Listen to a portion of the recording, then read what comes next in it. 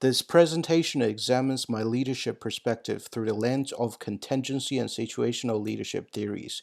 It discusses how my flexible approach as a leader values both tasks and relationship orientations, emphasizing a coaching style focusing on mentoring and guiding teams to achieve long term goals. Also details the method I use to access my leadership style, supported by examples from a past experience.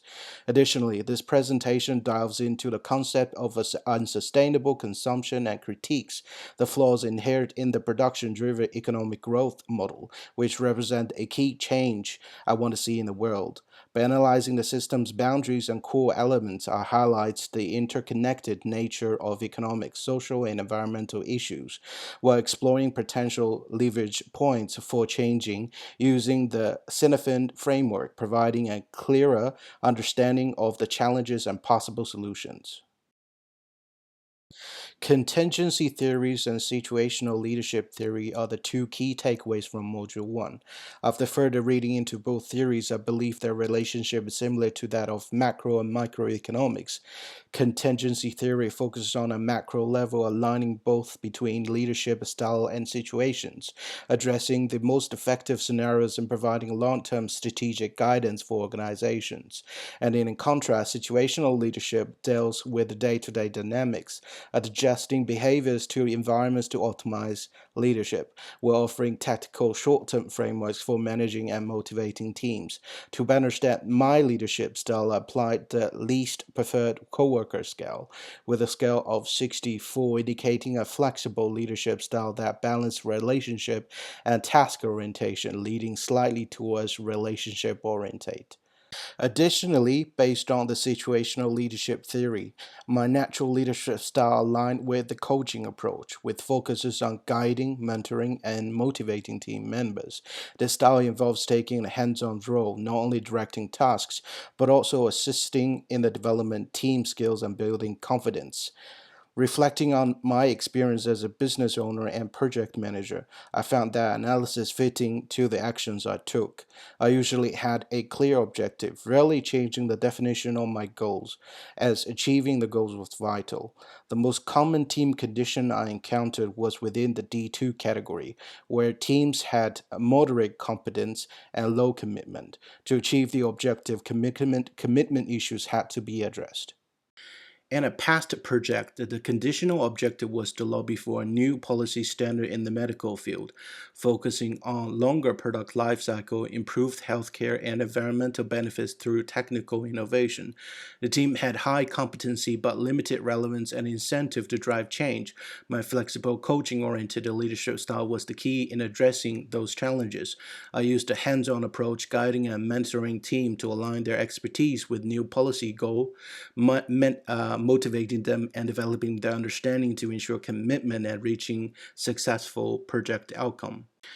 In summary, my leadership style is flexible, blending task and relationship orientations with a coaching approach. I focus on guiding and mentoring team members, develop their skills and confidence.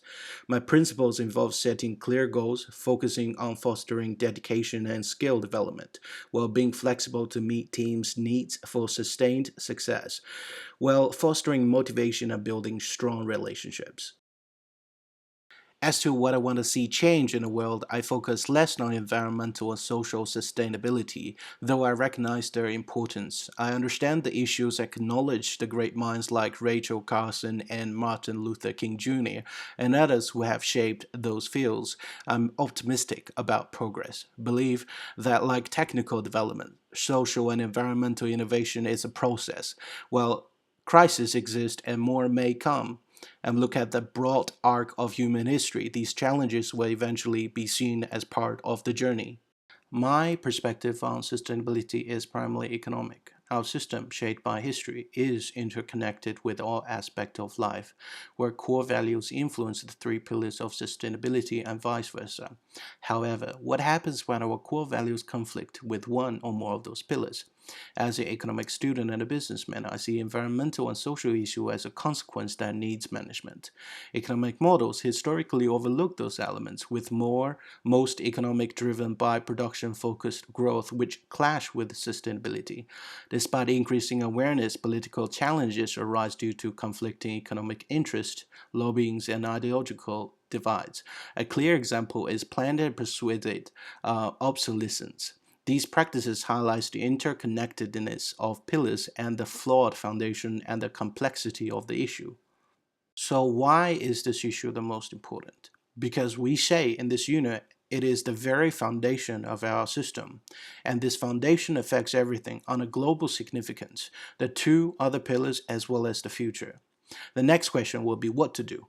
Before we start, I would like to state that this topic is too complex for 10 minutes, and I will only cover what I value, and it will be split in two sections. The system of unsustainable consumption production driven economic growth is global, dynamic, and interconnected, affecting social, economical, and environmental pillars. Geographical boundaries. Global supply chain and international trade connects economics, with developed nations often overconsuming and developed nations overproducing in a shared global ecosystem. Temporal boundaries. The system operates over long time scales, yet short-term cycles driven by politics, businesses, and consumer demands focus on immediate profit and consumption. This narrows focus, often disregards long-term consequences. Systematic and structural boundaries. The system integrates economic, political, consumer behavior, and corporate practices. It prioritizes GDP production and consumption while neglect externalities like ecological damages and social inequality. Incentives for profit and growth shapes corporate and consumer behavior, reinforced by advertising and availability. Cultural boundaries. Cultural norms of status, ownership, and individualism drives consumption, with economic growth often tied to consumerism, equating success with purchasing and owning new products. The system is complex and interconnected. The key elements that interact to sustain overproduction, overconsumption, and environmental degradation, I'll simplify them into four elements. Economic growth, profit maximization, and resource exploitation. The traditional economic growth model prioritized GDP and short-term profits, assuming infinite growth on a finite planet. Businesses often rely on planned obsolescence and rapid product innovation to drive frequent replacements, creating waste and neglect the environmental and social consequences. Overproduction depletes finite resources like fossil fuels, minerals, and waters, while consistent manufacturing generates pollutions, deforestation, and climate change. Consumption patterns, cultural drivers, and greenwashing. Materialistic values fueled by cultural norms of status, individualism, and a desire for novelty encourage overconsumption. Advertising reinforcing those behaviors, persuading consumers to replace functional items with the latest version. A lack of consumer education on sustainability and alternatives like circular economy compounds those issues. Disinformation, greenwashing misleads consumers about the true environmental impact of product, undermining trust and fostering unsustainable behaviors. Purchasing purchasable environmental certifications and vague sustainable claims further creates those confusions. Corporate and political dynamics.